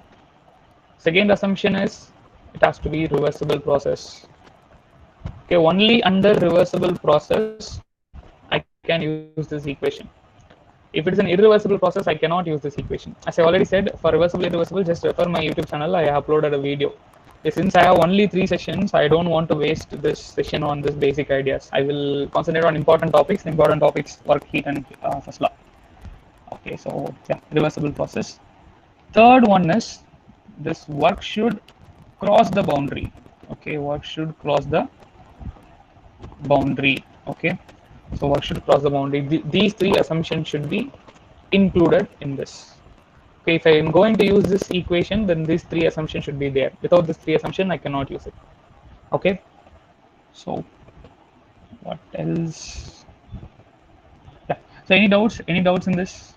If it's clear, I will go for next. We will be discussing about closed system only today, and even on Wednesday also. I will discuss only closed system. Okay, later, if time permits, I will discuss about open system, steady and unsteady state. When Friday mostly. Yes. Any doubts? So PdV equation is applicable only for closed system, reversible process, and if the work crosses the boundary. If I integrate it, I will get total work done from the process 1 to 2. If I take only PdV, then it's going to be for only small displacement. If the displacement was very small, then only for that displacement, how much work is done. Okay. So there was no question. Just I will give some 30 seconds time.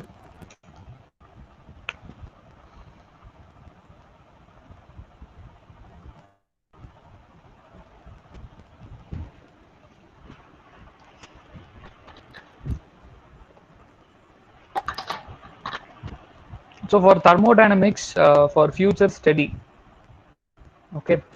So for GATE, my recommendation is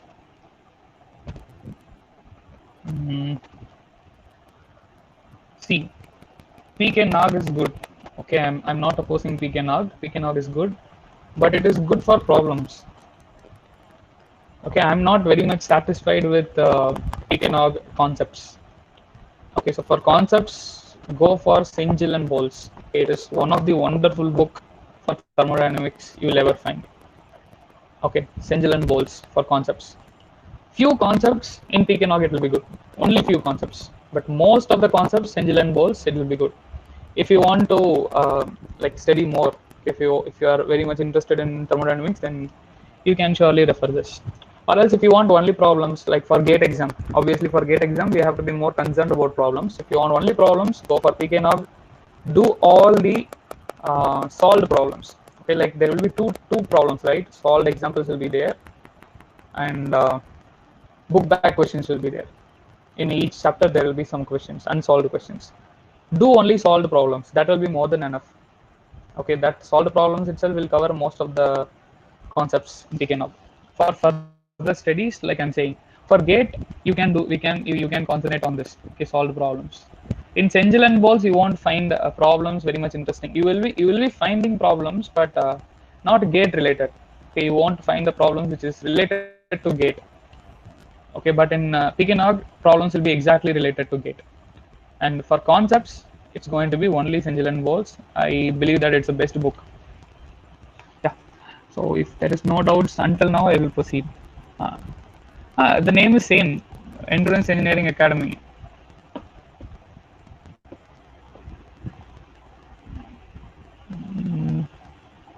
The name is same. Okay, Endurance Engineering Academy. Will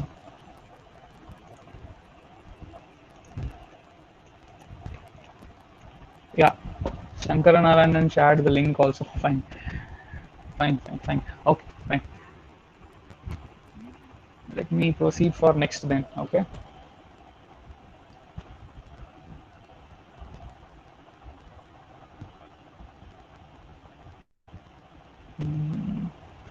Okay.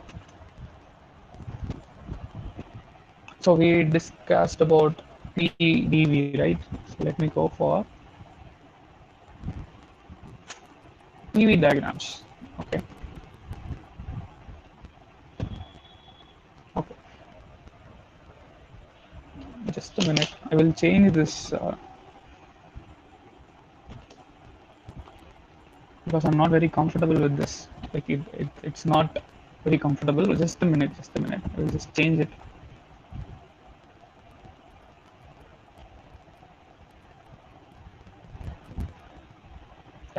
So I think the screen was visible, right? The screen is visible, right? The new screen. The new screen is visible, right? One note. Note one is visible. I hope so. White color screen.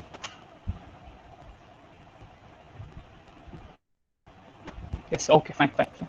Okay. Let us start. See, next I'm going to concentrate on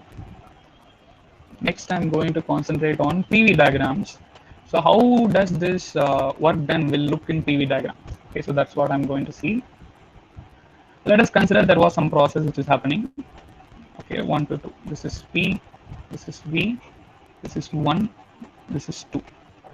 Let us consider there was some small displacement of volume. Okay, there was some small displacement of volume, dV, small change in the volume, and it is happening at some pressure P.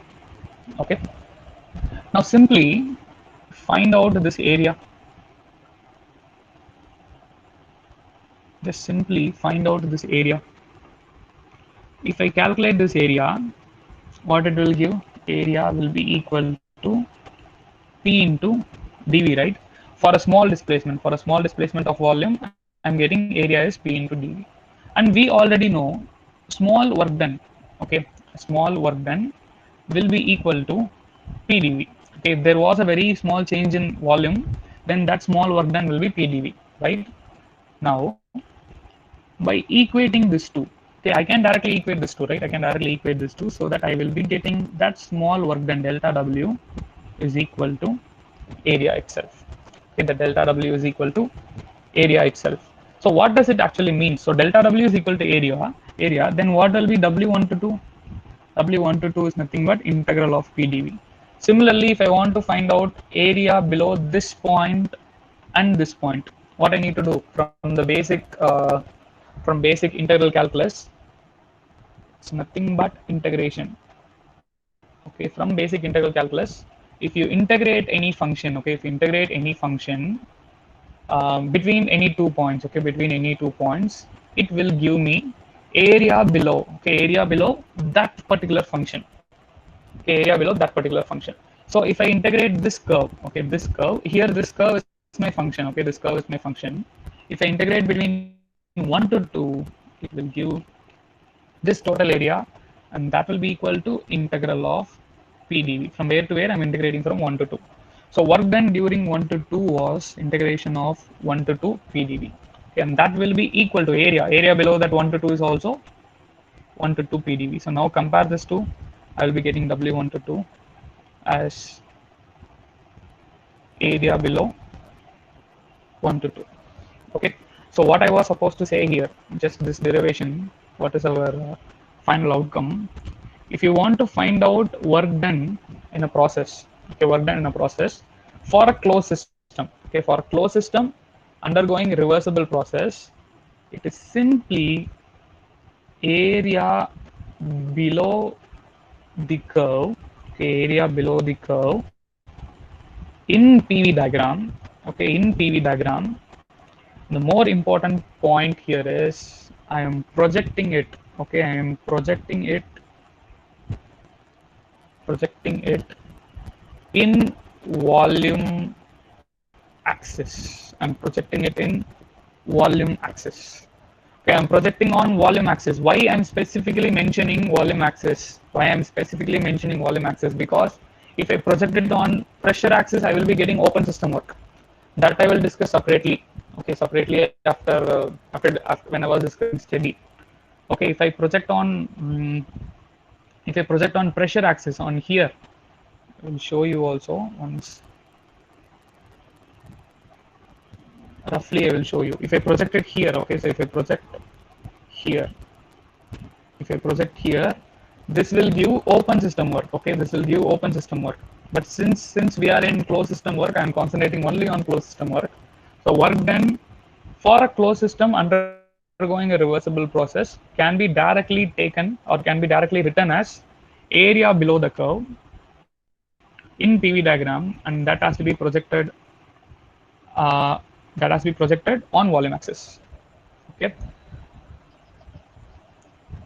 so let me proceed for next. If there was any doubt, just comment it. Any doubts, comment it. I will create some space.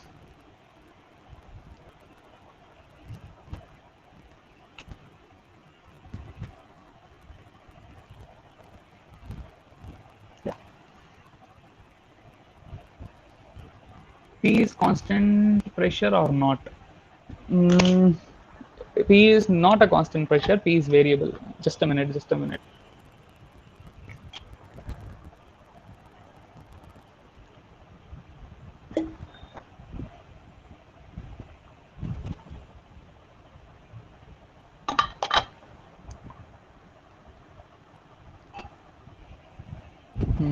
Okay. P is not a constant pressure. It's variable. I will explain. Actually, this doubts and all will be cleared once we solve the problem. But I'm not sure how many problems I could solve. So I will just give you. So what actually happened is, suppose the process is happening from 1 to 2. Okay. PV diagram. This curve generally, like, let me just recollect some basic mathematics. This is happening because of the lag in mathematics only. So this is y-axis, this is x-axis. Okay, there was some curve, and this curve is defined such that y is equal to function of x, which for example let me take y is equal to some x square plus 2, something like that. Okay, so this is what I will be calling it as function. Okay, so y is equal to function of x, which is equal to x square plus 2. Now y is dependent. Okay, y is dependent, x is independent. As x varies, okay, as x varies, y will also vary. Okay, so as this x-axis varies, if x is 1, then y will be some value. If x is 2, then y will be some value. If x is 3, then y will be some other value. So as x is varying, y will also get varied, because here y depends on x. Similarly, here also, if this is the curve which I'm going to get, okay, this is the curve which I'm going to get, then this p will be function of volume. As volume varies, this pressure will also vary. So P is not a constant. Okay, P is not a constant. But suppose, but suppose, but suppose, if I draw a line something like this, just a minute. Yeah. If I draw, imagine that it is a straight line. I couldn't draw it exactly straight. right? So if it is a completely straight line, okay, the process is happening from 1 to 2, okay, pressure and volume. Now you know very clearly. See, even if volume is 1 or volume is 2 or volume is 3 or volume is 4, whatever may be the volume, pressure remains constant. Pressure is not varying, right? Here also pressure is P, here also pressure P, here also pressure P. Everywhere pressure is P only. But in this case, it is not. At this point, corresponding to this volume, I will be having I will be having some pressure. As volume increases in this direction, pressure is also increasing in this direction. So corresponding to this curve, pressure is directly proportional to volume. But based on the process, okay, this is a constant pressure process. This is a constant pressure process. So based on the process, I will get different curve. For example, I will get a curve like this. I will get a curve like this. I will get a curve like this. I will get a curve like this. Different curves is possible. In this case, pressure is directly proportional to volume. In this case, pressure is inversely proportional to volume, because as you could see, volume increases, but pressure is decreasing. In this case, pressure will increase, but volume will remain constant. Okay, pressure will increase if I draw a curve like this. Volume remains constant, but pressure will increase. In this case, pressure is constant, volume increases. All these curves we will be dealing. We will be dealing in different process. Okay, so this dependence of pressure, okay, this dependence of pressure with volume, it depends on type of process. We will be discussing all the process. For example, constant pressure process, constant volume process, adiabatic process, isothermal process, and polytropic process. So based on this processes, maybe in one process pressure will be constant, but in all other process pressure will vary. Okay, so that is why this statement, this equation, okay, in this equation we are not assuming anything. We didn't assume anything. I didn't assume the pressure is constant. I didn't assume the volume is constant. I didn't assume the temperature is constant. Nothing. I assumed nothing. The only assumption is closed system, reversible process, and system should cross the boundary. Sorry, work should cross the boundary. Only these three assumption. Now later, okay, later means mostly after this topic. First, I will assume pressure constant. Then I will assume volume constant. Then I will assume temperature constant. Then I will assume adiabatic process. Then I will go for polytropic process. And based on those assumption, how does this varies? How does this equation varies? That I will give. But this equation, there is no assumption. Only this three. Only this three is the assumption. Okay, I hope it is clear. I hope it is. I hope all the doubts are fine, cleared now. Okay. Like any other doubts?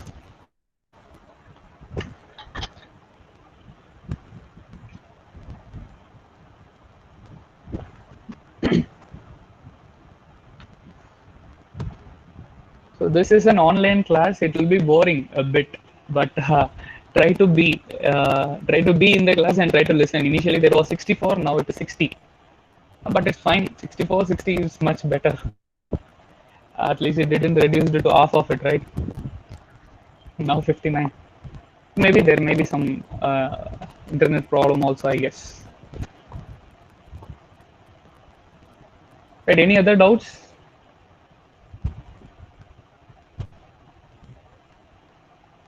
Yeah, there is an internet problem, like because it is varying. Some for 2 3 students they are going out and they are coming in. Okay, okay, fine. Okay, okay, no, it is clear. Fine, fine then. Hmm.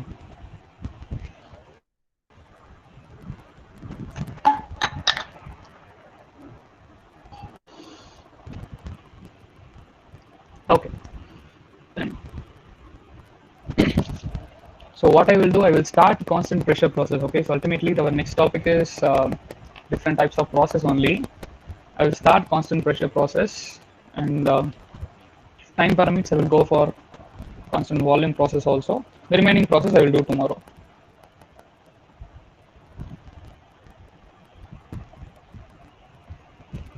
Fine.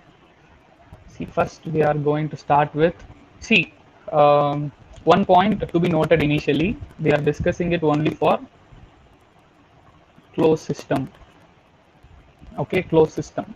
That is very, very important because I'm not talking anything about open system. Okay, listen. Pressure is equal to constant process. Okay, or else you can call it as isobaric also. Okay, isobaric process.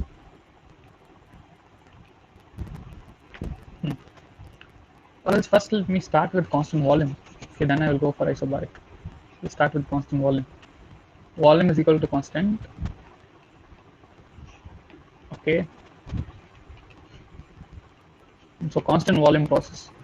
First, I will give example. Okay, so example for constant volume process is take a rigid vessel. Okay, it is closed in all the sides. A rigid vessel which is closed in all the sides. Some gas is stored. This word is a keyword. Okay, rigid. This word is a keyword because in when we are solving problems, okay, when you are solving problems, they won't give whether the gas is undergoing a constant volume process or a constant pressure process, something like that. When you are reading the question itself, you need to understand that it is a constant volume. How you can understand? This is a keyword. If there is a word rigid container, then it's a constant volume process. Simple. Okay. Now next, let us consider um, a piston, something like this. Okay, a piston cylinder arrangement. There was a gas. Okay, and piston cylinder arrangement with stops. Okay, with stops. Stops are meant like here, both sides stops will be there. Stops are meant such that it's not allowing the piston to expand. Okay, so the piston is not going to be expanded, or the piston is not going to be what is that? The piston is not going to be compressed also, so that the volume of gas will remain constant. Similarly, here in rigid container, volume will remain constant. Okay, so these are the two examples. So from reading the question, you need to identify it. So either it has to be rigid or piston cylinder arrangement with stops. These two are the most famous examples for constant volume process. If these two words are there, then it's a constant volume process. Now, how to identify work done during a process 1 to 2? So integration of PdV. Okay, so I need to integrate it from 1 to 2. Okay, see, it's a very, very simple process. In fact, volume is constant, right? Which clearly indicates change in volume will be 0. Volume constant, so integration of constant will become 0. So this terms become 0, which indicates W work done during 1 to 2 process was 0. Okay, so what are the assumptions which is involved here? The first assumption is closed system. Okay, the second assumption is first assumption is closed system. Second assumption is volume constant. Before that, I will give another one. Second assumption is reversible process. Third assumption is constant volume. Okay. So any doubts in this? It's a very simple one. So remember this two, rigid container and piston cylinder arrangement with stops will undergo constant volume process.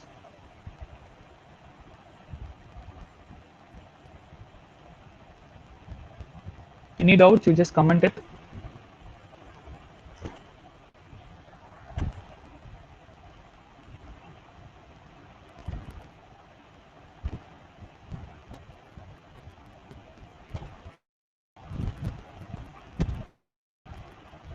No doubts. Okay.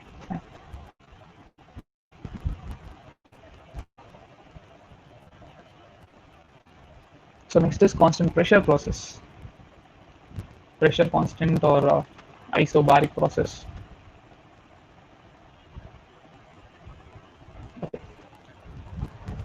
See some example, the best example which I could give. Okay, constant pressure process. Take take a piston like this. Okay, and there was sorry, take a cylinder. There is a cylinder, and there was a piston here, and I am filling it with some gas. Listen to this example properly. Okay, there was some gas here. Okay, there was some gas here.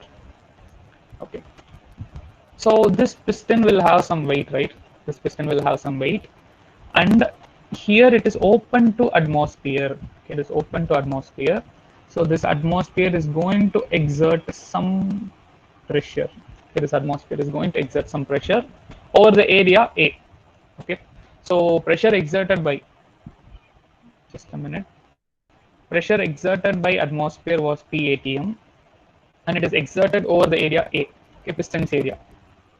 So the force which is acting on the top side of the piston will be P atm into A. Pressure into area will give me the force which is acting on top side. In addition to this, this piston has some weight W. Okay, or else I will mention it as, yeah, W. Let it be W. Now this gas is stored at some pressure P1. Okay, the gas is stored at some pressure P1. This is the first state, state 1. State 1 is P1. Okay, now listen. If I draw this, if I draw only this piston, if I draw equilibrium diagram for this piston, what are all the different forces which is acting? One force is the piston, the atmosphere force.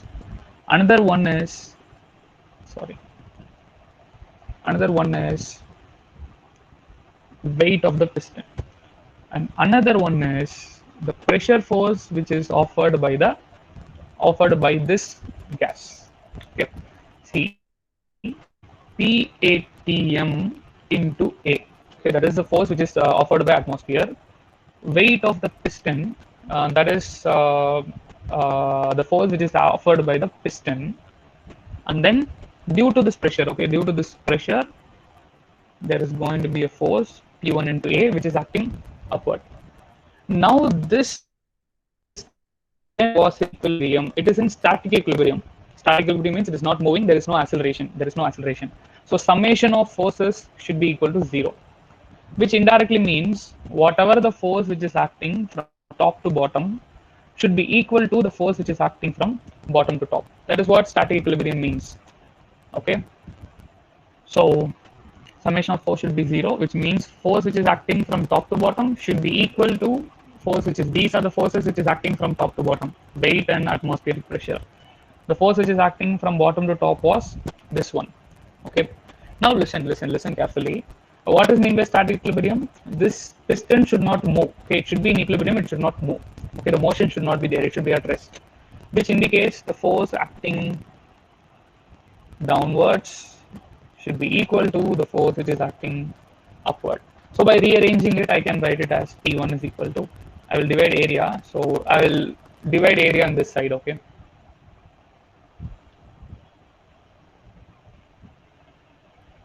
So P1 is equal to, area will get cancelled here. So I will get P atm plus W by A. Okay. So this is our equation. Now see, now it's a very simple concept. If I supply heat, okay, just imagine that I'm supplying heat. If I supply heat, what will happen? If I supply heat, what will happen? Generally, you just keep this equation in mind, or just keep this equation in mind. If I supply heat, what will happen? This molecules of gas will get excited. The molecules of gas will get excited, and it will start moving faster. It will start moving faster. And we know that pressure is nothing but indication of number of collisions which is happening. I will discuss this in fluid mechanics. Okay, but anyways, I will say pressure is nothing but indication of how much collision it is happening. Okay, so it's just simply an indication of collision, molecular collision. If there was more molecular collision, then obviously the pressure is going to increase. Why the pressure is increasing? Because I'm supplying heat. Okay, I'm supplying heat, molecular collision increases, so pressure is increasing. Okay, wait for a moment. You might ask me a doubt, sir, this is a constant pressure process, but why the pressure is increasing? Wait, listen, this pressure is increasing, right? This pressure is increasing, but atmospheric pressure and area and this piston weight is constant. So total force which is acting downward is constant. And now this pressure P, the total force which is acting upward, is increases. So due to this increase, there is a state where it is not going to be in static equilibrium. Very simple concept. Imagine you are holding a pen. Okay, you are holding a pen. There is one person who is pulling it downward. There is another person who is pulling upward. And if both of the forces which two persons are offering, the forces are same, then it will be in static equilibrium. The pen is not going to move.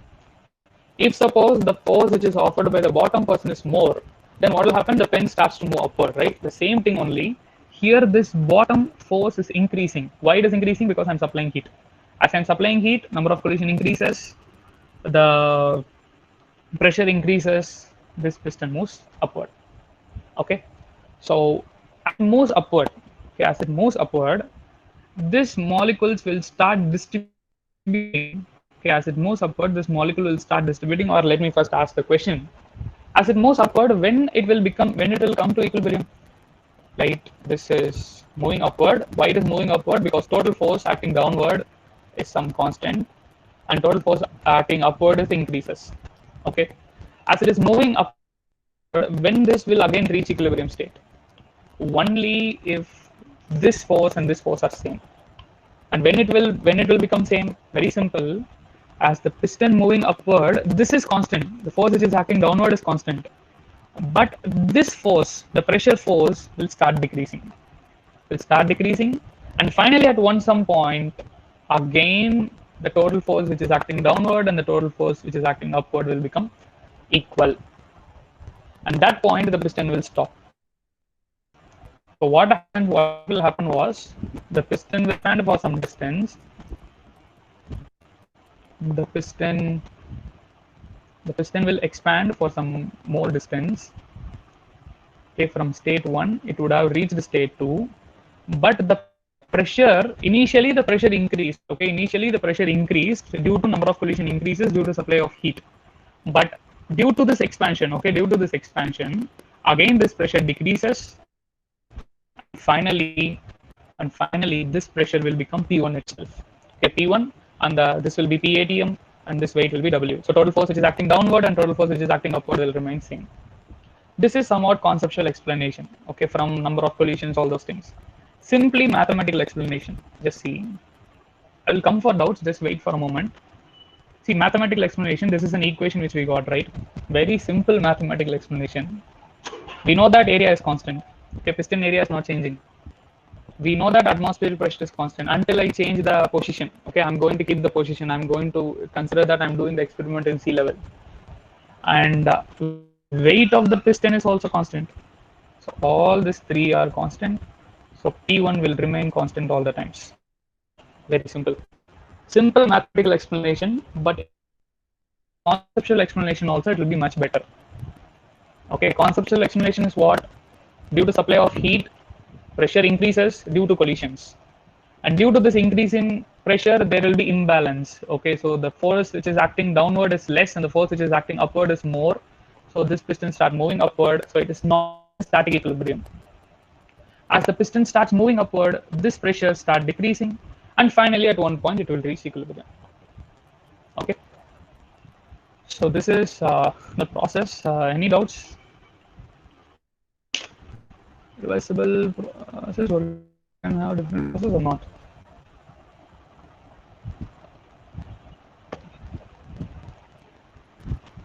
For irreversible process, work can have different processes or not? I couldn't understand the question.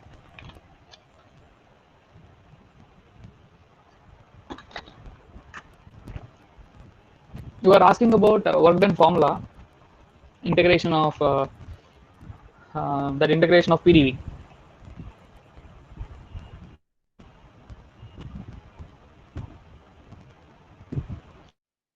Any doubts until now? I couldn't understand the question. Can you just reframe it? PdV, yeah, PdV is only for reversible. For irreversible, like it is not in our agenda actually. For mechanical thermodynamics, we don't want to study about work transfer in irreversible process.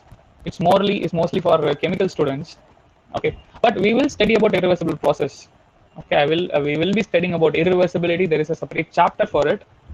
uh, you will be getting to know, but this pdv cannot be used. We won't use pdv. Okay, pdv is only for reversible.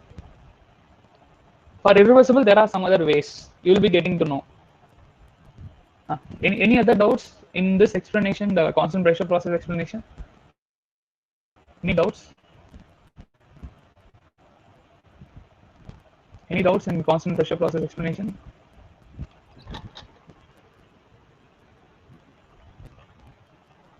No, sir.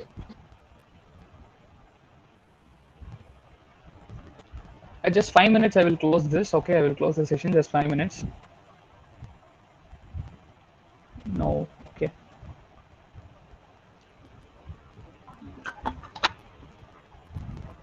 Okay.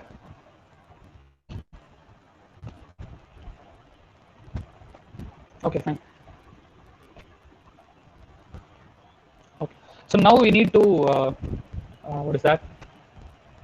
We need to complete the formalities, right, by deriving the equation. Okay. So work done during the process 1 to 2 is nothing but integration of PdV. But now I know that pressure is constant. Okay, so I can take from 1 to 2. I can take pressure is constant, so pressure can be taken outside. So P into integration of dV, that is equal to from 1 to 2.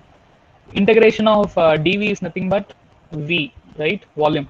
So from 1 to 2. So P into V minus V1. A simple integration. I'm not explaining much about this. A very simple integration. Okay, so that is work done in 1 to 2 process for a constant pressure. And what are all the assumptions again? One is closed system, another one is reversible, another one is constant pressure.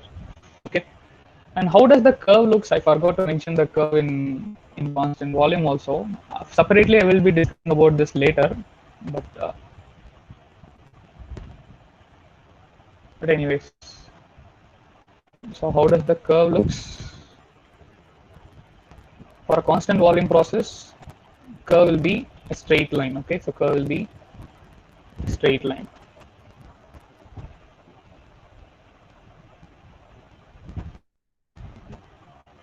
So it will be straight line. See, regarding the arrow mark, I will talk about it later. Okay, so when should the arrow mark be from down to bottom? When should be from top to bottom? I will be talking about it later. Okay, don't worry for now. And now for constant pressure process, okay, it has to be horizontal. Again, similarly, regarding this left to right and right to left, I will be talking about it later. Okay. So I hope that I can close the session for today. So any doubts until now?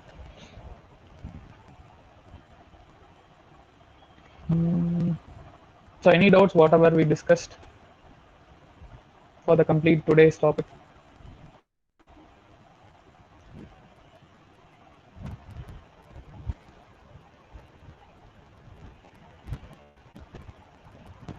Okay, see, let me just give me contact number. So you can just if you have any queries, you can just contact me 9080822893. Okay, this is my institute number, official number. Okay, so anyways, I will be responding to it. Okay, but don't call me directly. Okay, don't call me directly. Message me in WhatsApp. Message me in WhatsApp. If any queries are there, if you want to talk with me, I will call you. Okay. Right. First message me in WhatsApp if you have any queries. Okay. Yes.